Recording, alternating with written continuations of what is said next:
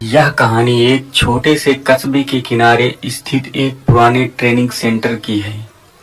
यह सेंटर बहुत बड़ा और प्रसिद्ध था, लेकिन यहाँ कुछ अजीब घटनाएं घटित होने लगीं, जिसने इसे डरावना बना दिया। सेंटर के एक कोने में एक जनरेटर हाउस था, जो अब इस्तेमाल में नहीं था। कहते हैं कि इस जनरेटर हाउस में कुछ ऐसा हुआ था जो वहाँ के लोगों के दिलों में डर पैदा करता था। बहुत समय पहले की बात है। उस समय यह जनरेटर हाउस हमेशा चालू रहता था। इस हाउस में एक तकनीशियन काम करता था, जिसका नाम मोहन था। मोहन अपनी नौकरी को बहुत ही ईमानदारी से निभाता था, लेकिन उसकी ही उसका साथ नहीं दिया। एक रात जब मोहन जनरेटर की मरम्मत कर रहा था, तभी अचानक एक शॉर्ट सर्किट हो गया और जनरेटर में आग लग गई। मोहन उस आग में बुरी तरह झुलस गया और वहीं दम तोड़ दिया। उसके बाद से उस जनरेटर हाउस में अजीबोगरीब घटनाएं घटने लगी। कई लोगों ने दावा किया कि उन्होंने रात के समय वहां से किसी के चीखने की आवाजें सुनी हैं। कुछ लोगों ने कहा वहां एक धुंधली आकृति को भी देखा, जो मोहन के जैसी दिखती थी। इस वजह से लोग उस जगह के पास जाने से डरने लगे। सेंटर के कर्मचारी और ट्रेनेज भी अब उस जनरेटर हाउस से दूरी बनाए रखते थे।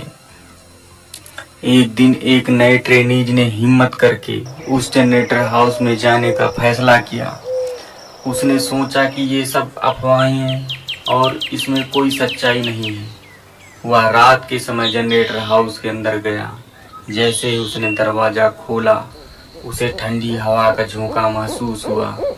अंदर सब कुछ शांत था, लेकिन एक अजीब सी अनुभूति थी, जैसे कोई उसे देख रहा हो। अचानक उसे ऐसा लगा जैसे किसी ने उसके कंधे पर हाथ रखा हो। वह चौंक कर पीछे मुड़ा, लेकिन वहां कोई नहीं था। तभी जनरेटर की मशीनों से अजीब आवाजें आने लगीं, जैसे कोई उन्हें चालू करने की कोशिश कर रहा हो। वह ट्रेनी डर के मारे पसीने से भीग गया और तुरंत वहां से बाहर भाग गया। इसके बाद उस ट्रेनीज ने बताया कि उसने मोहन की आत्मा को देखा था, जो अब भी उस जनरेटर हाउस में फंसी हुई है। उसने कहा कि मोहन की आत्मा अब भी वहीं है और शायद अपनी अधूरी जिम्मेदारियों को पूरा करने की कोशिश कर रही है।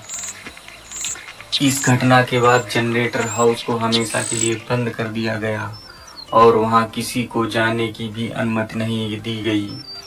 कहते हैं कि मोहन की आत्मा अब भी उस जगह भटक रही है, अपने अधूरे काम को पूरा करने की चाह में, और जो भी उस जगह के करीब जाता है, उसे मोहन के दर्द और डर का एहसास जरूर होता है।